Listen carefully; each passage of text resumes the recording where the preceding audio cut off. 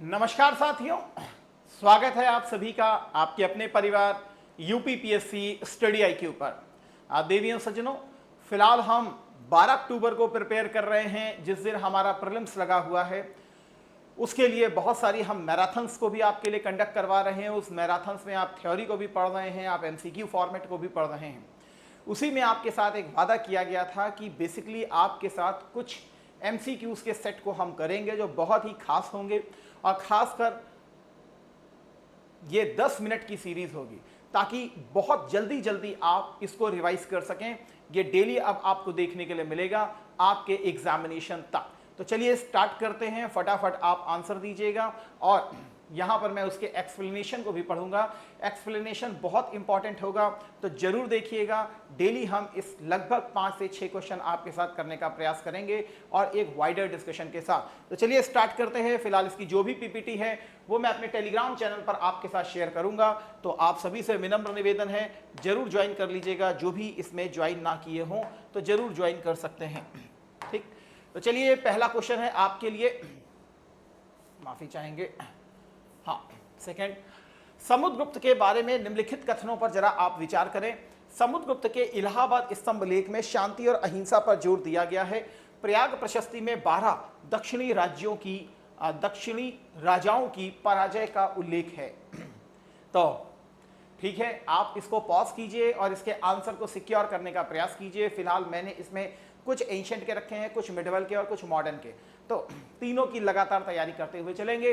तो फिलहाल आपने आंसर अपना दे दिया होगा, तो मैं आपके साथ ये कहूंगा कि ये दोनों ही स्टेटमेंट एक दूसरे के साथ कॉन्ट्राडिक्शन कर रहे हैं। क्यों? इलाहाबाद स्तंभ लेख में लिखवाने का अर्थ ही ये था, प्रयाग प्रशस्ति में लिखवाने का अर्थ ही ये था कि ये अशोक के साथ कंपटीशन करना चाहता था और दिखाना चाहता था कि आप नॉन वायलेंस की तरफ हैं, लेकिन हम वायलेंस की तरफ जाकर के विजिगीषु राज्य को बेसिकली क्रिएट करना चाहते हैं। दैट्स वाई ये वाला स्टेटमेंट बिल्कुल गलत है। इसमें अहिंसा पर कहीं पर भी जोर नहीं दिया गया है। इसमें दक्षिण के 12 राज्यों को हराने का उल्लेख है और साथ ही उत्तरावर्त आर्यावर्त के 9 राजाओं की भी डिफीट का उल्लेख किया गया है। तो इसलिए ये वाला बिल्कुल सही स्टेटमेंट है, जबकि पहला वाला स्टेटमेंट आपको गलत देखने के लिए मिलता है।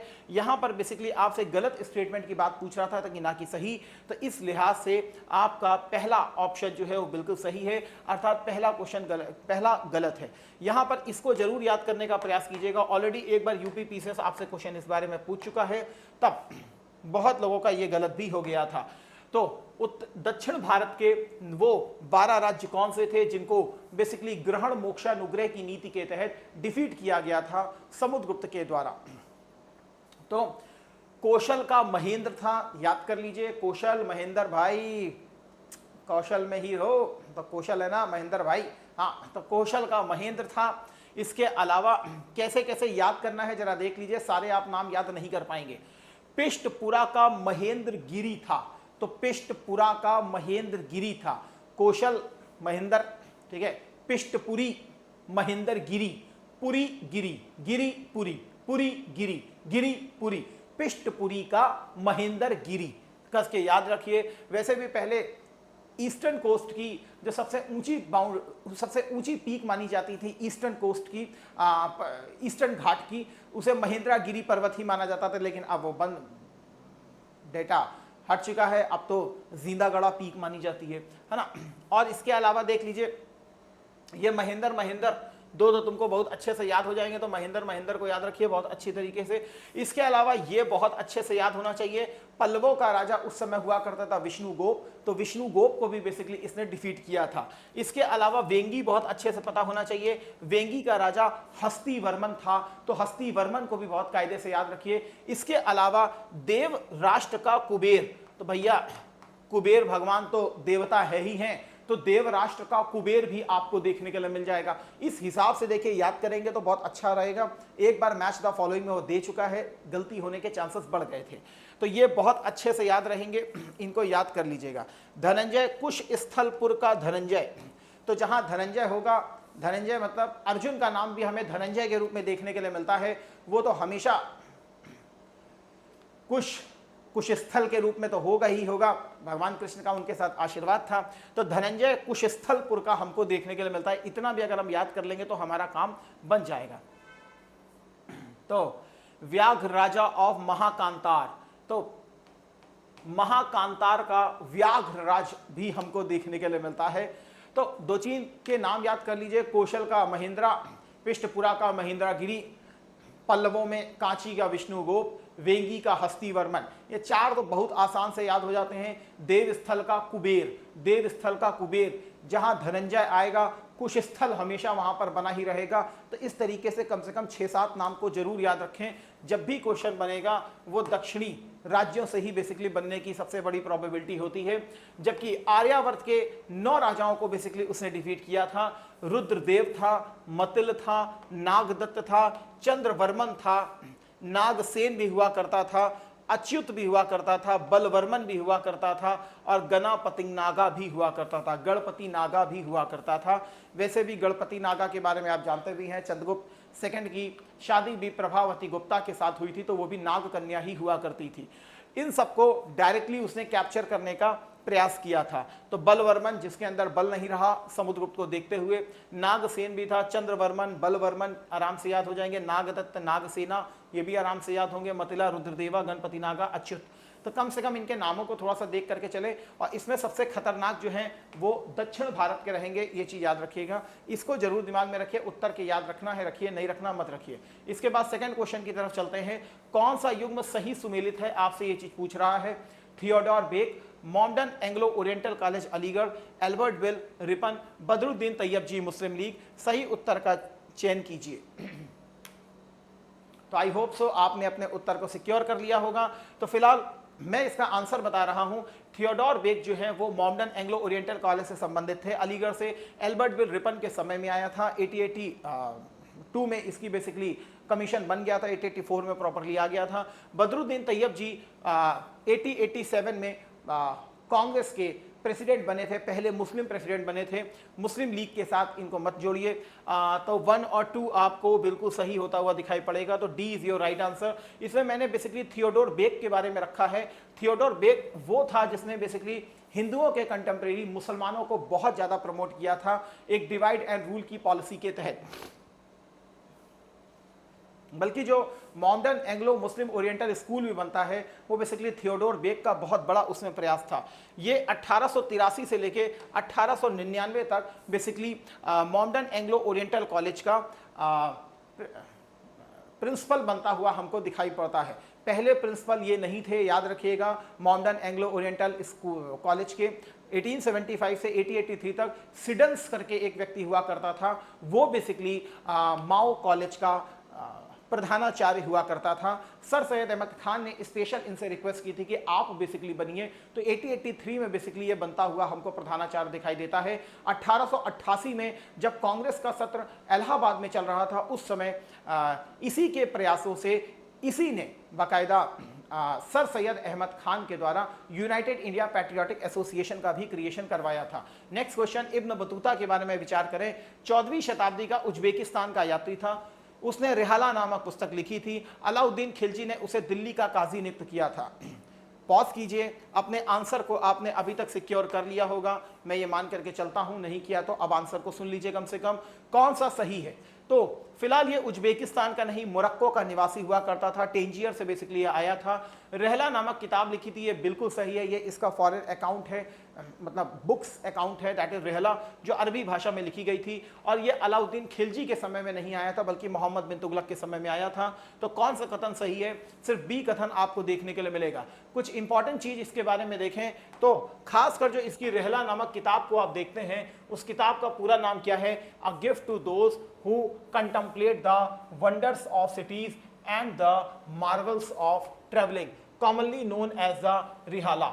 तो रिहाला जो किताब आपको देखने के लिए मिल रही है, उसका ये नाम हुआ करता था, a gift to those who contemplate the wonders of cities and the marvels of travelling. इसी को ही रिहाला के नाम से भी जानते हैं। जब भारत की ये तरफ आता है तो बेसिकली पंजाब वाले स्थान में बाबा फरीद की ये मज़ार पड़ती है, तब ये बेसिकली इब्न बतूता इस मज़ार को भी विजिट करता है। लिखा है Ibn Battuta in 1334 visited shrine of Baba Farid in Pakistan, मतलब आज पाकिस्तान में है ना।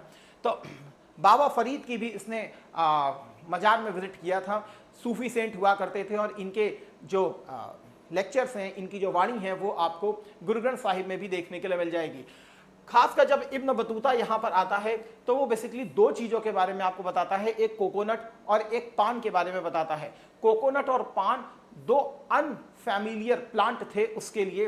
ही describe the betel paan as a tree cultivated similar to grape vines primarily for its leaves. ठीक है, तो दो चीज़ों के लिए बेसिकली वो अनफैमिलियर अपने आप को बताता है, एक पान को और एक कोकोनट को, तो दिमाग में रहना चाहिए। Next question, in Mahayana Buddhism the Bodhisattva Avalokiteshvara was also known as.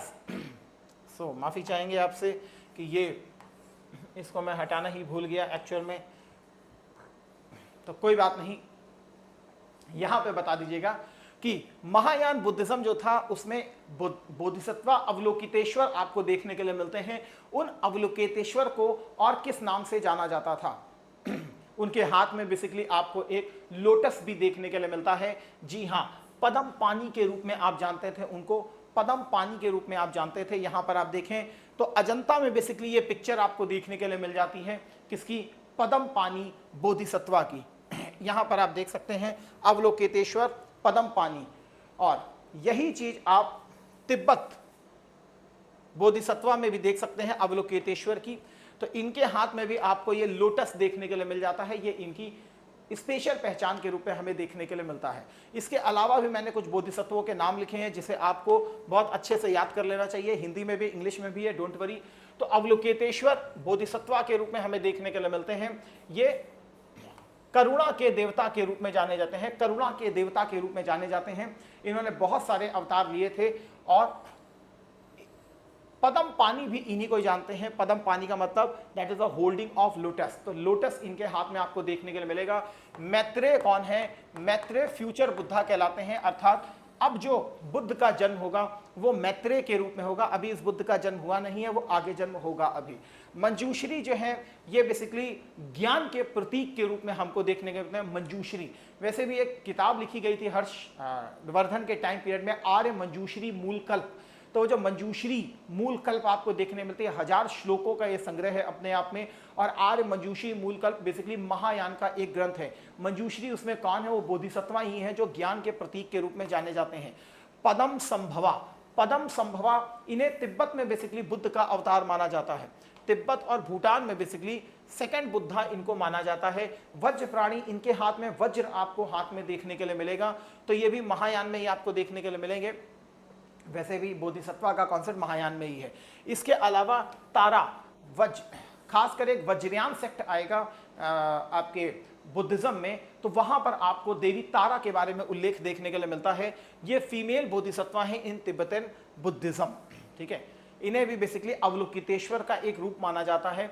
तो यहां पर पढ़ सकते हैं करुणा के बोधिसत्व हैं, ये भावी बुद्धा हैं, इन्हें भविष्य के बुद्ध कहा जाता है। मैत्रेय, मंजूश्री जागरूकता ज्ञान के प्रतीक है। पद्म संभव को बेसिकली द्वितीय बुद्ध के रूप में जाना जाता है। वज्र प्राणी के हाथ में वज्र आपको देखने के लिए मिल जाएगा, हथियार। और तारा कौन है? ये वज्रयान सेक्ट जो है उनकी देवी के रूप में हमको देखने के लिए मिलती हैं। And this one is your last, in which year split in all India trade union congress took place. Akhil Bharatiya trade union Congress में विभाजन किस वर्ष हुआ था? 1920, 1925, 1929 और 1935। आप आंसर दीजिए, तब तक मैं आपको बता दूं 1920 में all India trade union Congress का गठन किया जाता है, जिसके लाला लाजपत राय जी पहले अध्यक्ष के रूप में हमें देखने के लिए मिलते हैं। दीवान चन्नामन लाल जी इनके महासचिव के रूप में हमें देखने के लिए मिलते हैं। और 1929 में जब इसमें विभाजन होता है उस समय बेसिकली इसके प्रेसिडेंट नागपुर में था, उसके प्रेसिडेंट बेसिकली जवाहरलाल नेहरू जी हमको देखने के लिए मिलते हैं। आखिर किस लिए ये स्प्लिट हुआ था? तो basically royal commission on labour को लेकर के बेसिकली कॉन्फ्लिक्ट हो गया था इन लोगों में, उसी के कारण बेसिकली ये हमें क्या कहते हैं स्प्लिट होता हुआ दिखाई देता है। और इंडियन ट्रेड लिबरल फेडरेशन की स्थापना की जाती है, जिसके पहले चेयरमैन वीवी गिरी साहब हमको देखने के लिए मिलते हैं। तो कब हुआ था? बेसिकली 1929 में पहला स्प्लिट हमको देखने के लिए मिलता है, और दूसरा स्प्लिट 1931 में हमें देखने के लिए मिलता है। 1931 में देखने के लिए मिलता है। तो यहाँ पर आप इसको देख सकते हैं, आराम से इसको पढ़ सकते हैं। तो बंबई में इसकी स्थापना हुई थी, लाला लाजपत राय इसके पहले अध्यक्ष के रूप में हमें दिखाई पड़ते हैं। 1929 में बेसिकली इसमें पहला स्प्लिट होता हुआ दिखाई दिया था, और 1931 में फिर इसको दूसरा स्प्लिट होता हुआ दिखाई पड़ेगा, जब red trade union Congress basically बनाई जाएगी। ठीक है, तो बहुत अच्छी बात है। तो आज के सेशन को हम यहीं तक रखते हैं। आपके लिए एक जरूरी सूचना अगर मैं दूं तो फिलहाल आज 30 सितंबर है और हम 2 करोड़ का परिवार हो चुके हैं। इसी उपलक्ष्य में यूपी पीसीएस के जितने भी कोर्सेज हैं, चाहे आप आरंभ 10.0 फाउंडेशन बैच की बात करें, आरओ मेंस की बात करें, आरओ प्रीलिम्स फाउंडेशन की बात करें, सभी में अभी तक का सबसे भारी डिस्काउंट आपको ऑफर किया गया है। लेकिन ये ऑफर सिर्फ और सिर्फ आज 30 सितंबर रात्रि 12 AM तक ही मान्य होगा। तो अगर आपने अभी तक इनरोल नहीं किया है तो जरूर इनरोल करें, क्योंकि इससे ज्यादा डिस्काउंट फिर आपको देखने के लिए नहीं मिलेगा।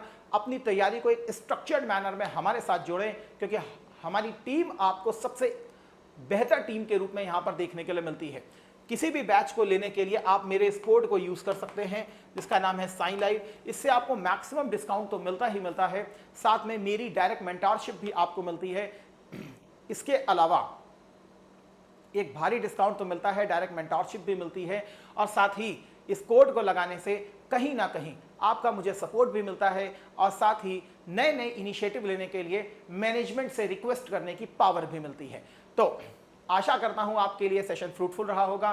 तो मिलते हैं नेक्स्ट सेशन कल के लिए, तब तक के लिए थैंक यू। जय हिंद, जय Bharat, Vande Mataram, God bless you all.